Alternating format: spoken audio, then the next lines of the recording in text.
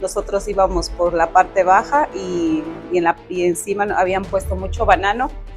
Y nadie sabía, ¿no? O sea, era una lancha con una cubierta. Con una cubierta. Con una especie de... Eran como las 3 de la mañana cuando nosotros íbamos en el trayecto de la carretera y resulta que en lo que iba así a toda velocidad el carro se detiene, ¿no? Se detiene así como quemando la llanta, ¿no? Se detiene. Y entonces... O sea, un frenón brusco fue, entonces nosotros no sabíamos qué estaba pasando, y en lo que nosotros ya empezamos a correr, ellos también empezaron a correr y Gustavo ahí nos empiezan a disparar, y la cosa ya mayorcita nos cuenta que en esa noche, en el mismo lugar, en esa misma carretera, en el mismo tramo, habían atrapado a una avioneta con droga. Nosotros nos confundieron con esa avioneta y por eso es que nos dispararon, o sea, ahí recién fue donde nos dimos cuenta que ellos estaban dispuestos a matarnos. Bienvenidos a Psicopodcast Mentes en Conversación. Aquí exploramos la mente con empatía, procuramos cuidar tu salud emocional y te damos herramientas para vivir con conciencia, bienestar y plenitud. Saludos atentos, amigas, amigos de nuestro Psicopodcast Mentes en Conversación. Hoy vamos a hacer una nueva entrega y antes de presentar el tema, el saludo correspondiente con nuestra psicóloga y escritora Noemí Yescas. Qué gusto, Gustavo, gracias por acompañarnos semana a semana y a ustedes también agradecerles en casita por acompañarnos en cada episodio. Un abrazo a la distancia. El día de hoy vamos a continuar a modo de una parte 2 que va a ser más profunda acerca de la historia que empezamos la semana anterior. Para no hacer muy largo el podcast, hicimos un recuento del viaje migratorio de Noemí Yescas y nos quedamos por Guatemala más o menos. Y hubo muchas personas que escribieron al WhatsApp solicitando que se continúe con la historia. Y es por eso que ha motivado una parte 2 que lo vamos a hacer en estos instantes. El tema para hoy, más allá de la frontera, parte 2. El ser humano puede sobrevivir incluso cuando cree que no puede más. Noemí, hagamos la continuación desde donde nos quedamos, por Guatemala más o menos. Bueno, era que yo resumí exactamente, fue donde la semana anterior quedamos en que estuvimos en una isla, ¿no? Pero realmente retomando ese espacio porque gracias a ustedes que nos han escrito y hemos decidido contar otro fragmento. En un podcast, Gustavo, no se puede contar todo, solo iremos contando ciertos fragmentos para que puedan entender. Realmente yo pensé que en ese momento cuando nos decían ya estamos en Guatemala, yo había dicho, pero retrocedí en el tiempo. Resulta que no estábamos en Guatemala, Gustavo, nosotros nada más nos dejábamos llevar por la palabra de quien nos llevaba en ese entonces, ¿no? El coyote, el pasador, como se dice, pero realmente apenas estábamos, creo que por Honduras, por ahí, o sea, y entonces ahí es donde nosotros empezamos a tomar otra odisea, salimos de ahí, nos embarcaron en otra embarcación. Nosotros íbamos por la parte baja y encima habían puesto mucho banano y nadie sabía, ¿no? O sea, era una lancha con una cubierta. Con una cubierta. Como una especie de un bus, ¿no es cierto? Exacto, como tipo bus, ¿no? Era así como por aquí por el Tena, en la Amazonía, hay esas embarcaciones así largas. Una lancha, sí. Ajá, como una lancha. Entonces en la parte de arriba había como estilo cama, como se puede decir, una estructura metálica debe haber sido, ¿no es cierto? No sé si fue metálica o nada, porque a nosotros nos decían rápido, entren ahí, y en la parte de arriba colocaban al banano. Entonces cuando... Una estructura en todo caso. Ajá, una estructura, una cubierta. Entonces cuando... ¿Cuántas personas iban en esa embarcación aproximadamente? En esa embarcación ya nos pusieron de 20 en 20 porque no íbamos a caber todos. Pequeña entonces. Ajá, entonces ya fueron 2 embarcaciones en ese. Entonces salimos ahí y empezamos la larga travesía durante un río. O sea, ¿Cuándo se enteraron que no han estado en Guatemala sino en Honduras?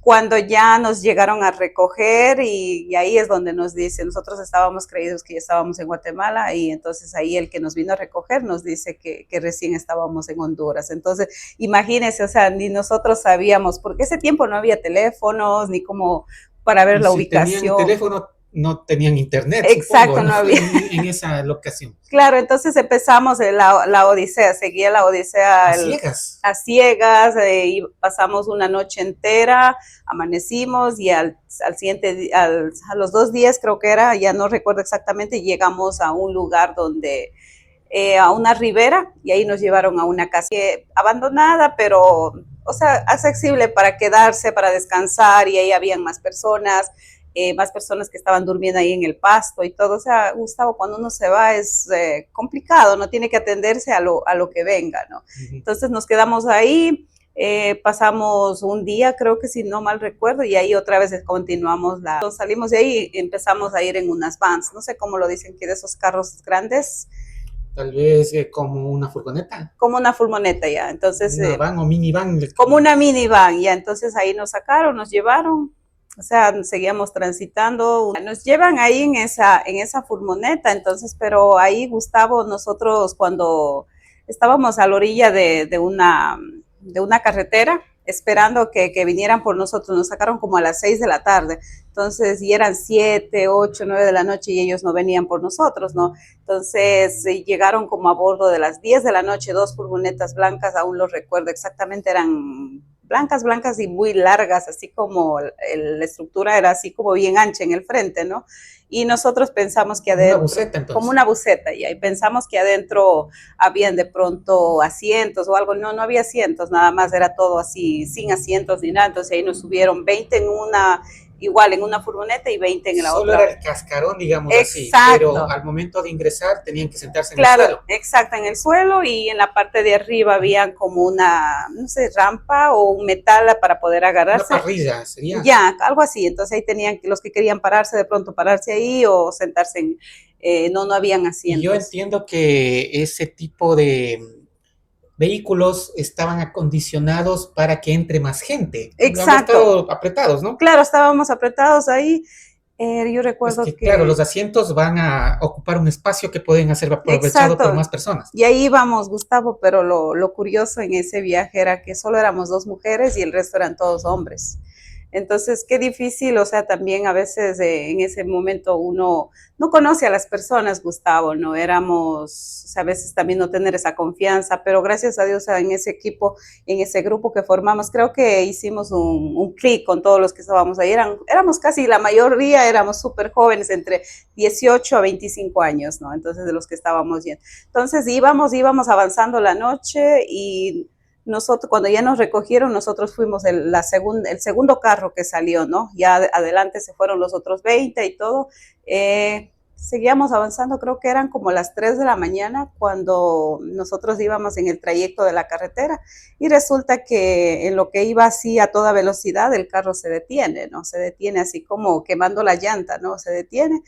Y entonces, o sea, un frenón brusco fue. Entonces nosotros no sabíamos qué estaba pasando y queríamos ver, pero no había por dónde, ¿no? Entonces, y el carro se queda así quieto, y nada más nosotros asustados. Nosotros pensamos que de verdad de ahí nos abandonaron o algo, porque se quedó quieto el carro un rato. Y sin explicaciones. Y sin explicaciones, pero se escuchaba a ellos comunicarse por una radio, que hablaban con alguien y hablaban malas palabras y todo eso, ¿no? Entonces decían, ya nos atraparon, hay que seguir. Y el otro decía, den retro, tienen que huir o escaparse, decía. Y nosotros no sabíamos qué estaba pasando porque ellos escuchaban, o sea, lo que hablaban en la cabina, ¿no? Entonces no sabíamos qué estaba pasando. 20 minutos después, en lo que baja el conductor del carro y abre las puertas de atrás, ¿no? Porque no era de lado, sino en la parte de atrás. Abre las puertas y dice, tienen que correr, dice, o se salvan o se quedan, ¿no? Entonces nosotros en ese momento no sabíamos qué estaba pasando, ¿no? O sea, yo habría esperado al menos que me digan, ¿saben qué? Ya viene la policía o la migra, como dicen, huyan, pero solamente les dijeron corran, pero sin alguna explicación mínima. Exacto, y yo, Gustavo, soy una de las personas que no reacciono inmediatamente, ¿no? si algo se queda paralizado. Yo me quedo paralizada, pero en ese momento yo creo que fue cosa de Dios, obra de Dios, o no sé, pero... El instinto de supervivencia que reaccionó. Ahora que soy psicóloga me doy cuenta que dice que cuando uno no reacciona pronto, el cuerpo es lo que reacciona, o sea, el cuerpo en el momento de miedo, de tensión o de sentir una intensidad. No es la mente consciente, exacto, sino el cerebro reptiliano. Yo conozco, bueno, esos términos en la programación neurolingüística que lo usamos, estoy... Exacto, acercado. Entonces el cuerpo, entonces yo no sé cómo, Gustavo, lo único que avancé, yo vi que había un bulto al lado, porque cada uno teníamos una pequeña mochila, recuerde, porque llevábamos nuestras prendas para poder cambiar. Básica, sí. Claro, entonces yo lo único que agarré una mochila, pero inconscientemente, porque, o sea, yo pensé que ni era mi mochila, ¿no? Porque todos estábamos revueltos. O sea, fue tan rápido que no da tiempo. Medio segundo, creo, Gustavo, medio segundo. Tal vez menos. Y todos fueron saltando encima de nosotros, y éramos dos mujeres. Recuerde que los hombres corren más, ¿no? Entonces, en ese momento empezamos a correr y cuando yo salgo ya hacia el pasto, miro al frente o sea, la curiosidad, ¿no? Reaccionar a ver qué es lo que está pasando. Cuando a lo lejos vemos que estaba otro van y había muchas patrullas ahí y mucha gente, ¿no? Y avanzamos a visualizar que la van que iba adelante estaba ahí como detenida y en ese entonces empezó como a lloviznar algo, pero era como que la muerte venía contra nosotros, ¿no? Porque hasta ahora recuerdo que aquí en el Puyo hace mucha nieblina, ¿no? Entonces, en lo que lloviznaba un poco, se veía como una bruma que empezó a tapar así, ¿no? Y se veían luces y todo. Y en eso ya escuchamos que, bueno, ese rato nosotros no sabíamos que eran policías, y habían sido policías en lo que se iban acercando, y estos venían armados y todo. Entonces, de lo que nosotros ya... ¿Con perros? No estaban con perros, eran solo armados, y en lo que ya oficiales. Hay oficiales de la policía, creo que había sido en la frontera, sería, no sé, no recuerdo exactamente, porque recuerde que desubicados, ¿no? Entonces vienen corriendo, y en lo que nosotros ya empezamos a correr, ellos también empezaron a correr, y Gustavo ahí nos empiezan a disparar, y la cosa ya era seria. Ahí en ese momento fue donde yo dije, ¿qué es lo que está pasando, no? Entonces yo recuerdo que en ese entonces entre las dos mujeres nos cuidaban, ¿no? Entonces yo le decía, no me deje, lléveme. Y un amigo, el otro compañero, decía, corran, chicas, corran, porque si no nos van a matar, decía, o sea, y ahí vimos que ya la cosa era seria y que no era solo de correr, porque a lo mejor que iban a atraparnos o a hacernos daño, ¿no? Iban a matar, claro, era a quemarropa los disparos. Claro, y los disparos ya fue contra nosotros porque empezamos a correr, ¿no? Entonces en ese instante... No sería el aire, digo yo. No sé, pero todo era así como fuegos artificiales que se empezó a mirar, o sea, y en ese entonces que yo corro, yo solo sentí por mi pierna derecha que pasó como algo rojo y algo caliente, ¿no? Entonces yo dije que supongo que fue una bala, ¿no? Que pasó por mi pierna. Pasó rozando algo la cosa. Exacto, porque lo único que cuando ya llegué yo tenía como el pantalón así rasgado. Entonces creo que sí fue una bala o milagro de Dios que no me entró en la pierna, ¿no? Entonces nosotros corrimos, gracias a Dios, o sea, sacamos la fuerza de donde no podíamos, creo, y avanzamos, y cuando nos pusimos conscientes 4 de la mañana, y ha sido una hora corriendo demasiado. Y sin parar, corríamos, porque sí nos siguieron bastante, Gustavo, bastante. Entonces, en ese trayecto, ¿se dio cuenta si lograron capturar a alguien? Sí, a eso voy, Gustavo. Entonces, a las 4 de la mañana nos ponemos conscientes, y ahí es donde nos podemos a decir, ya no nos están siguiendo, porque ya no se escuchaban los disparos, ya no se escuchaba nada. Y cuando nos damos cuenta, Gustavo, estábamos en una selva, árboles grandes, y ya no había ni luces, ya no había nada, era solo obscuridad, y no sé cómo nosotros, el ser humano, creo que sobrevive, ¿no? Entonces, cuando nos damos cuenta y nos ponemos conscientes, y estábamos solo 4 o 5 personas, creo que fueron 4. Sí, 2 hombres y 2 mujeres estuvimos ahí, y nos damos cuenta que solo nos quedamos las 2 mujeres y 2 chicos que estábamos ahí, y cuando nos ponemos ya conscientes y en dónde estamos, y los árboles no se chocaron, o sea, no se tropieza con algo. No sé, Gustavo, cómo, o sea, pasó esa hora. Gustavo, hasta el día de hoy yo me hago esas preguntas, y muchas veces desperté con ese sueño, porque digo, o sea, ¿cómo es que nosotros transitamos y no nos rasguñamos ni nada? No sé, en mi caso fue distinto, porque ya poniéndonos conscientes en ese momento, un compañero dice, ustedes no se rasguñaron, chicas, porque habían unas alambres de púa, no sé cómo lo dicen en otros países. De púa, sí, unos alambres, y misteriosamente yo crucé esa valla, pero yo nunca encontré un alambre ni nada, porque yo fui la última en correr, siempre era la última, Gustavo, entonces no encontré nada, no, gracias a Dios no tenía el rasguño, nada más era como que de lo que me pasó la bala, no supongo ahora. Entonces ahí nos ponemos conscientes, Gustavo, pero ahí venía otra dificultad en donde empezamos a escuchar los coyotes que lloraban. Muchas personas que lo están escuchando, son como unos lobos, creo que, ¿no? Ahora sí estamos hablando del coyote del animal, no del coyote de la persona que transporta personas de manera ilegal. Estamos hablando de esos animales y yo solo había escuchado en novelas mexicanas que decían que eso comen a las personas, entonces... En películas del viejo oeste también se escucha. Exacto, entonces... Los coyotes en Ecuador, bueno, no hay, que yo sepa, ese animal. Exacto. A menos que sea con otro nombre. Ya, entonces esos empezaban a gritar durísimo, era... Aullar. ¿No?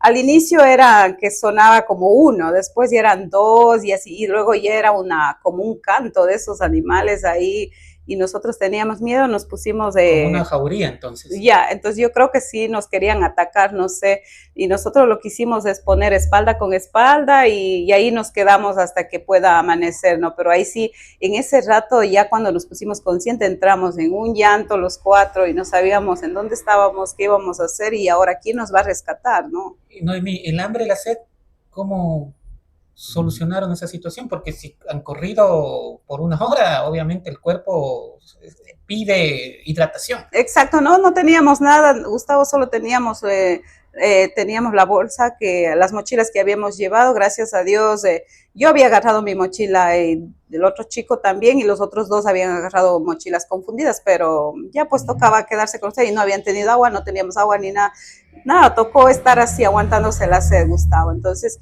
esperamos que sean 5 de la mañana, luego empezamos a buscar ayuda y no hubo nada, tuvimos que caminar muchísimo debajo de los árboles, como a las 7 de la mañana logramos encontrar una casa de una mayorcita de quien nos ayudó y recién ahí nos enteramos lo que estaba pasando esa noche, o sea, nosotros estábamos prácticamente en el lugar equivocado, en la hora equivocada, porque ahí nos enteramos cuando esta mayorcita nos cuenta que en esa noche, en el mismo lugar, en esa misma carretera, en el mismo tramo, habían atrapado a una avioneta con droga.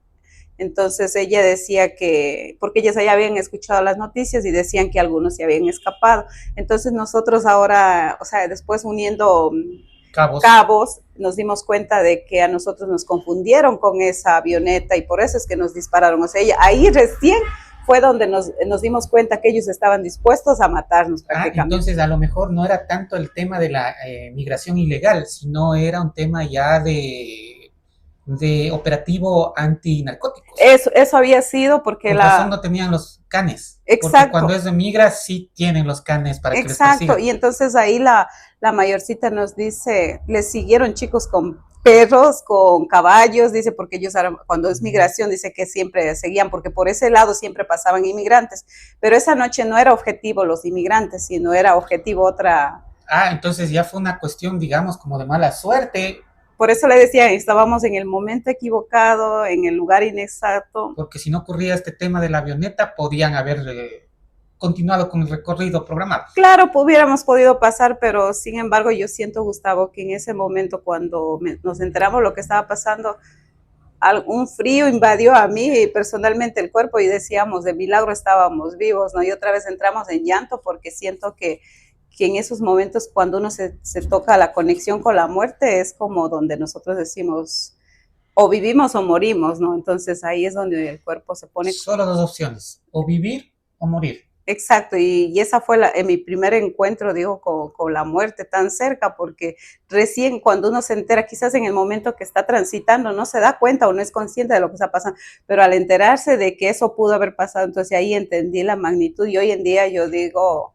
O sea, me enfrenté a eso y con algún propósito, es que estoy aquí, ¿no? Porque si no, imagínese, Gustavo, que nos hubieran avanzado esos disparos, quizás nos hubiéramos quedado muertos ahí todos y nunca nadie hubiera encontrado. Bueno, de hecho, del grupo que partieron, me dice que solo 4 estuvieron juntos, del resto... Del resto nunca supimos qué pasó, nos rescataron, solo quedamos 4. De esas 4 personas que estuvimos ahí, entonces nosotros... tuvimos que pedir el teléfono a la mayorcita, pero ella me decía que no tenía saldo, ¿no? Que había que poner una tarjeta y algo. Entonces ella se fue a un pueblo cercano, aunque claro, ella no quería exponerse porque ella estaba dudosa, no sabía si nosotros realmente éramos inmigrantes o éramos los que estábamos. No sabían qué tipo de persona era. Claro, era un riesgo para la señora y bueno, se ha portado extraordinariamente bien. Yo creo que fue Gustavo un ángel, porque lo que nos dijo la señora fue que si ustedes hubieran caído en la otra casa, no estuvieran aquí porque nos hubiera deportado y quizás hubiéramos estado en problemas también, o quizás de vuelta a Ecuador, ¿no?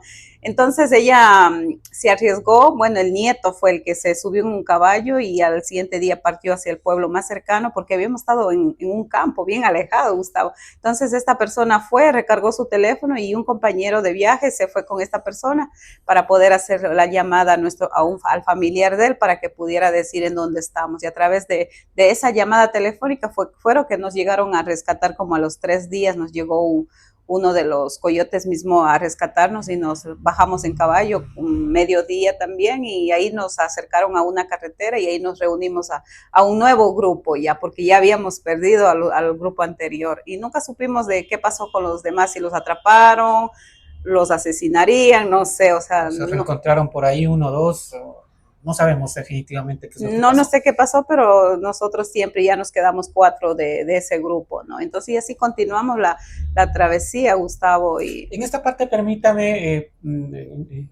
profundizar con una pregunta que se me viene a la mente y me parece que es muy importante para trasladarle a nuestros amigos que nos están observando. En todo ese trayecto, seguramente sintió miedo. ¿Este miedo desaparece o se transforma? Bueno, yo creo que el miedo en ese momento de supervivencia se transforma en sobrevivir, ¿no? En resistir. No importa los obstáculos que se presenten en el momento que uno está viviendo, simplemente sobrevivir. O sea, la vida es lo más importante, ¿no?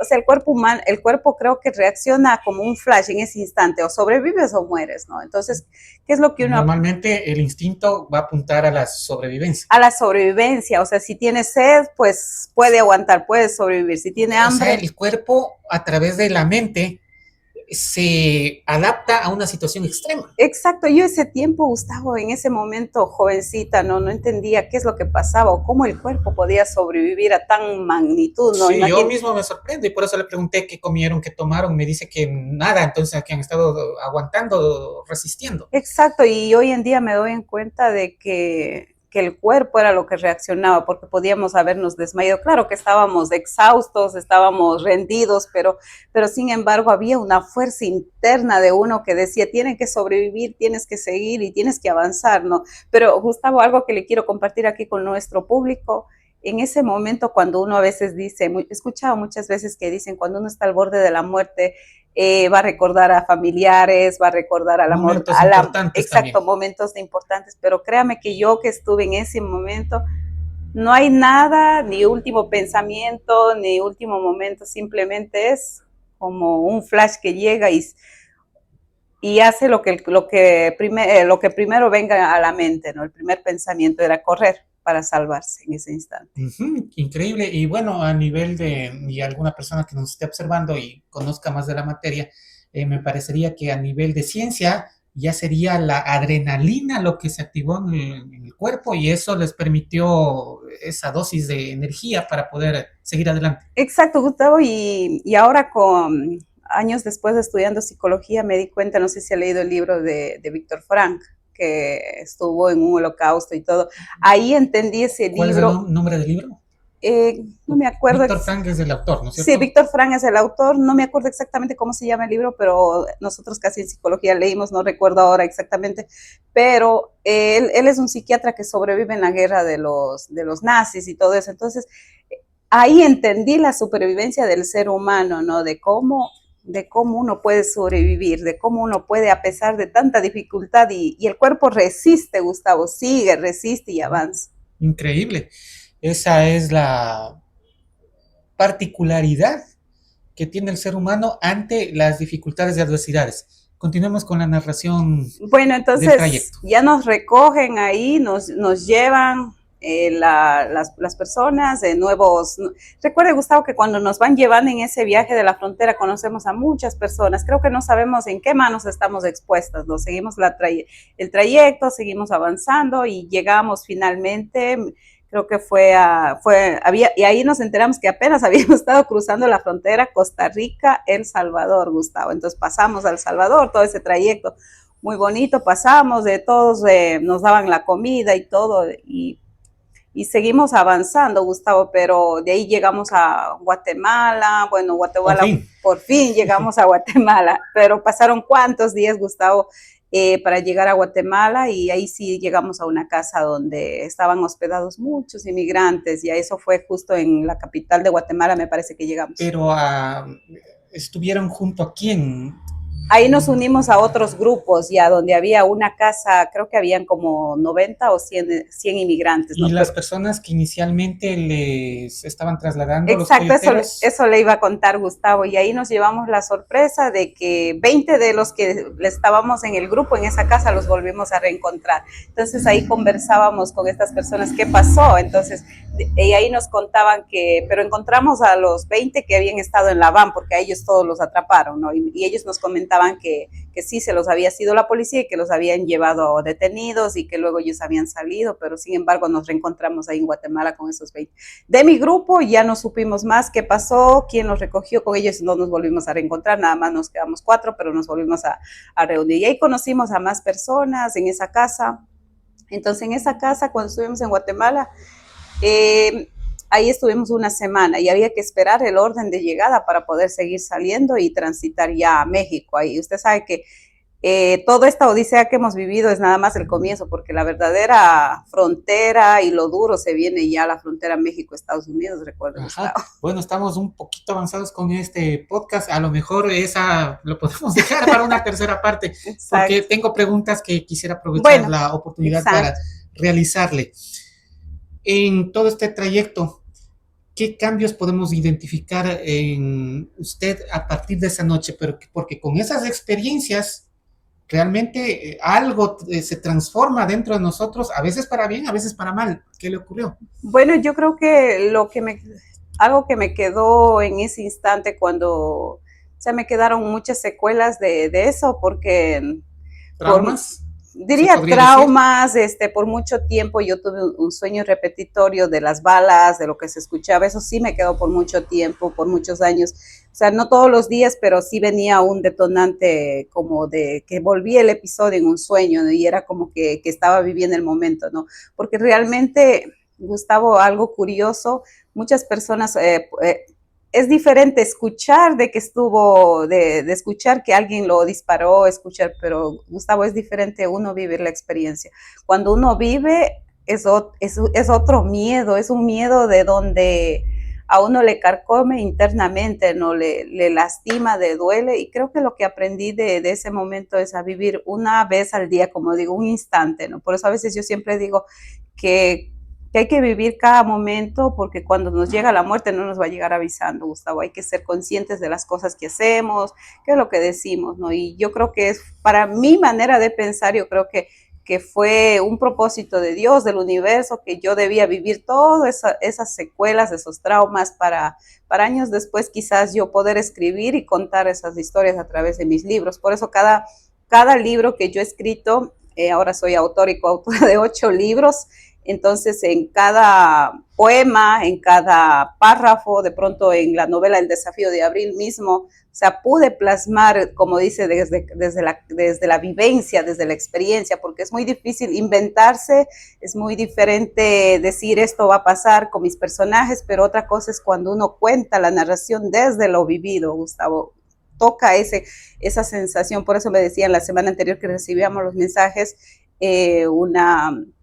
escuchó el podcast, decía, yo lo sentí como que estaba viviendo, como que lo estuviera viviendo, ¿no? Entonces eso hacemos sentir de pronto el escritor que cuenta la experiencia que vivió. Sí, bueno, eso se conoce como activación de las neuronas de espejo, y yo de lo que usted cuenta, se me viene a la mente que la experiencia fue tan contundente, tan dura, que se quedó grabada en la mente inconsciente y subconsciente, y eso se revelaba en sus sueños, de lo que podría inferir. pero quiero consultarle también si es que luego de esta experiencia se hizo más fuerte, porque, bueno, hay un filósofo que se llama, o se apellida Nietzsche, y él tenía una frase que decía, todo lo que no me mata me hace más fuerte, pero a veces los golpes de la vida son tan contundentes que a veces cuando no somos lo suficientemente fuertes nos terminan quebrando.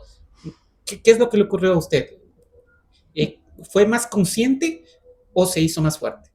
Yo creo que me hice más fuerte porque en ese momento sentí esa fuerza, que yo era una persona que no era de tomar decisiones, ¿no? Era una persona muy débil en ese aspecto, en ese tiempo, ¿no? Le faltaba carácter, podemos decir, ¿no? Exacto, me faltaba mucho carácter, pero en ese entonces yo saqué la fuerza de donde no hubo y ahí finalmente yo entendí que me convertí en una mujer resiliente, en una mujer fuerte.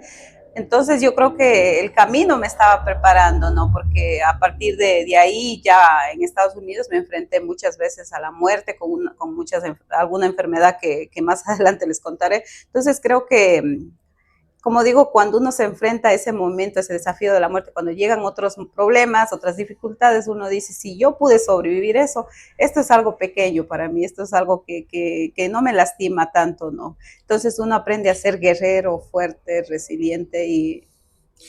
Podemos decir entonces que luego de una experiencia tan extrema y que logró superar los otros problemas de la vida y ya se ven con otro enfoque. Se ve con otro enfoque, con algo que no es tan grande, ¿no? Por eso a veces muchas personas me dicen, porque antes yo lloraba mucho, de todo lloraba, ¿no? Hoy en día dicen, pero no, te has vuelto como un corazón de piedra, ¿no? No es que me he vuelto un corazón de piedra, sino creo que llega un momento de que uno sabe dominar las emociones y uno se dice... Autocontrol. Es autocontrol, controlar las emociones, aprendí a controlar esa fuerza, cuándo es momento de llorar, cuándo es momento de transitar, porque, y eso me ha dado, porque ahora hoy en día digo, con mis pacientes puedo trabajar en esas áreas tan difíciles, entonces yo creo que Dios tenía un propósito conmigo. Uh-huh.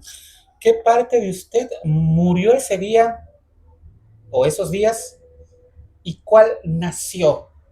Yo creo que en ese día murió la Noemí débil, yo creo, en ese entonces, como digo otra vez, no estaba consciente, no, pero yo ahora recordando el trayecto de mi vida, digo que ese día Noemí murió, la Noemí que era, que no podía enfrentarse al miedo, ¿no? Pero yo creo que ese día resurgió Noemí y ahí es donde Noemí sacó esa fuerza de mujer empoderada, de seguir adelante a pesar de cualquier adversidad, ¿no? Y primero estaba yo y como digo, en ese entonces, no, oye, lo entiendo mi historia, pero ahí, o sea, no era consciente, Gustavo. Uh-huh. Como estaba jovencita, podríamos decir que esos días y esas noches definitivamente se murió la Noemí niña y nació la Noemí mujer ya con propósito y empoderada. Yo creo que sí, porque también en ese entonces yo pasaba por un momento de difícil situación cuando me había ido del país, de pronto sufriendo un tema de amor, quién no es enamorado y todo eso, ¿no? Entonces estaba transitando ese